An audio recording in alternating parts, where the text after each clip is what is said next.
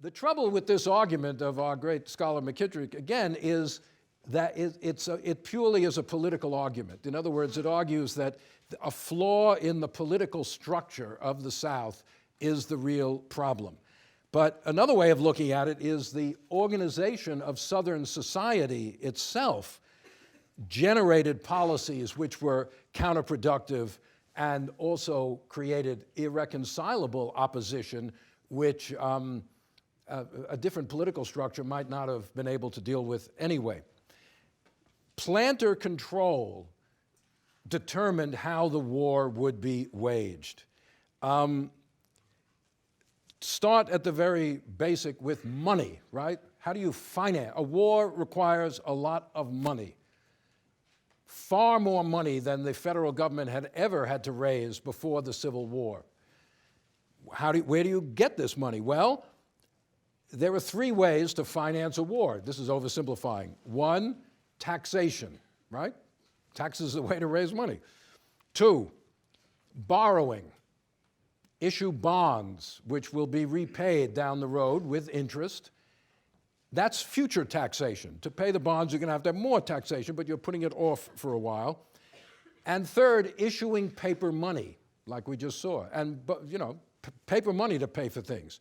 Now, both North and South used all three. Both issued a lot of paper money and suffered, therefore, from inflation, because the more money there is in circulation, the more prices go up because there's more money chasing scarcer goods. But the Union derived a far higher percentage of its income from taxation than the South did.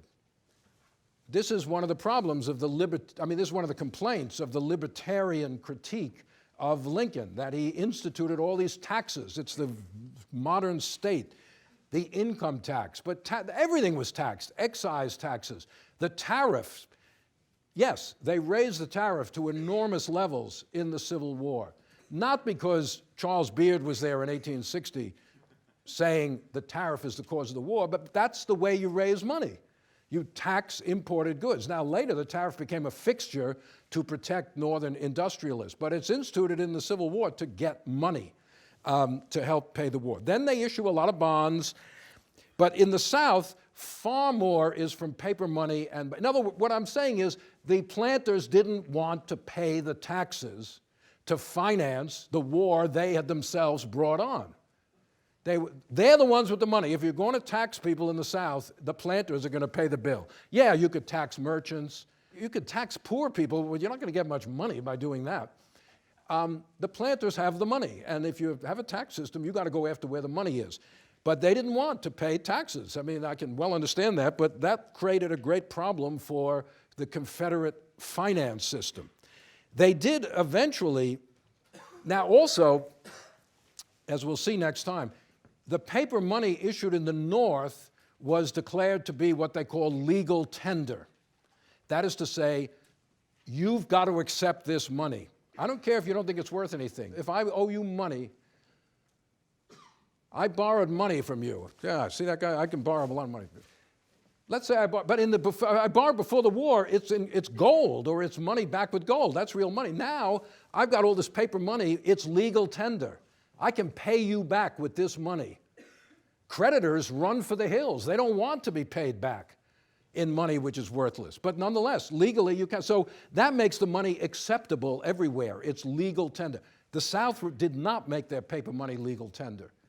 Therefore, you could accept it or not as you saw fit, which meant its value deteriorated far faster than in the North, because people just wouldn't accept it unless they were, strong patriots, et cetera, et cetera. They did institute in 1863 what they called the tax in kind, where the Army would simply appropriate goods from farms and plantations, crops, equipment, and give you receipts and everything, but that caused enormous resentment, as we'll see in a minute, from poorer families who found it, really a gigantic burden for the Army to come along and take a bunch of their growing crops or what farm equipment they have, et cetera. The main economic resource of the South, of course, was slaves, but also cotton. And they could never figure out what to do with their cotton. That was the most valuable thing they had. Some people said the government should just seize all the cotton. The crop of 1860 was gigantic, 4 million bales. The government should appropriate that cotton and sell it overseas, and that's the way to get money. Cotton, even though there's a blockade, it's not very effective. But they actually took the opposite plan, which was the cotton embargo. Because remember, the king cotton idea had gotten very deeply built into the Southern psyche. The notion, as Hammond said, cotton is king. No power on earth dares to make war on cotton, 1858. Well, the theory was, since the British, we know, are just, interested in money, right? They don't care about anything except money. If we withhold our cotton, the British, industrial sites, the factories will run out of cotton very soon. And they'll start losing money, and they'll have to throw people out of work. It'll cause all sorts of disruption in Britain, and they will be forced to recognize the Confederacy. This will be a, sort of like today, with our economic sanctions we've put onto Russia, which usually don't really work all that well, but that use the economic power to force another country to do something you want them to do. Well, but it didn't work. It didn't work for a number of reasons. One, the previous cotton crop, 1859, was also so big that there were giant stockpiles of cotton still in existence in England. So the cotton famine, which does happen, doesn't really take hold for another year or so, until late 1862. So the first year or so of the war, king cotton diplomacy, or the cotton embargo, is not really having any particular effect. Secondly, a lot of people are secretly shipping cotton anyway through the blockade or to the north, selling it to the north. Again, I don't mean, there were these planters, most of them were certainly loyal Confederates, but quite a few of them wanted to make a buck also.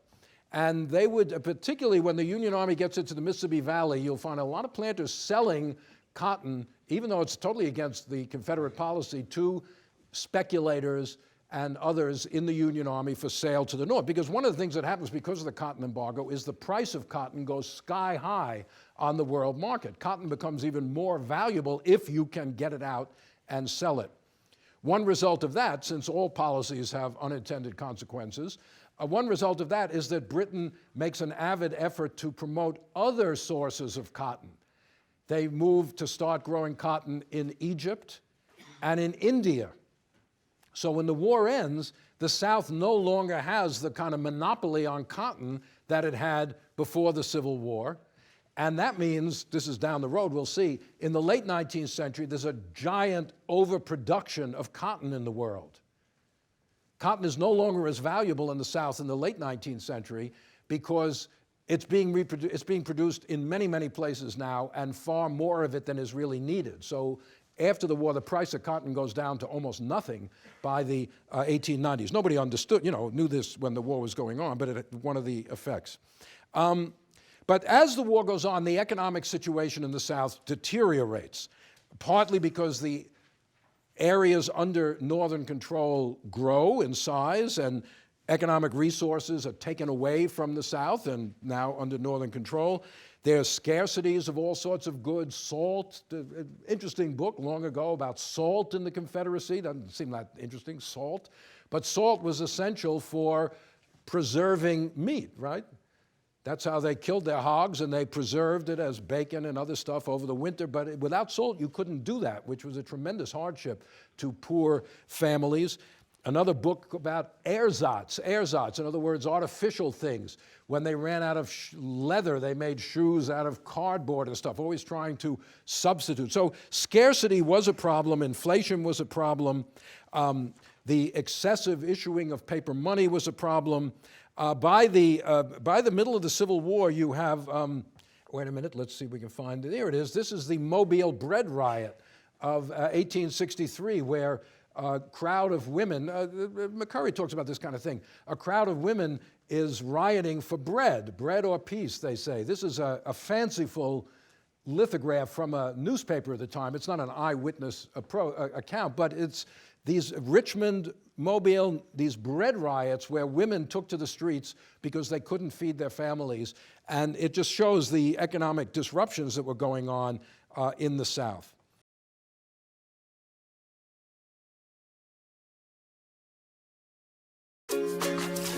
Governments are the single largest economic actor and employer in most economies, providing essential public goods and services such as transport systems, schools, pensions and healthcare.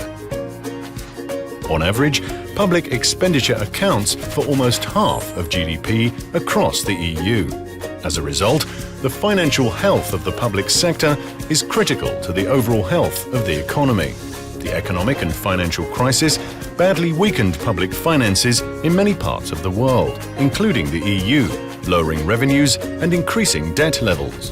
Governments need to strike the right balance between improving their own finances and maintaining investment in infrastructure and public services. They also need to prepare for future challenges, such as an aging population. In the euro area, some governments need to do more to shore up their financial health, while others would benefit from investing more to make their economies fit for the future. The overall balance of public finances in the euro area as a whole is also important to consider, as one country's situation can affect another's. The European Commission advises governments on how to improve their tax and spending policies, so that they support growth and encourage fairness as well as raise revenues. The Commission also helps to oversee common rules designed to ensure the health of public finances across the EU, particularly in the euro area. In this way, the European Union works to help countries improve their public finances today and prepare them for tomorrow. The European economy, stronger together.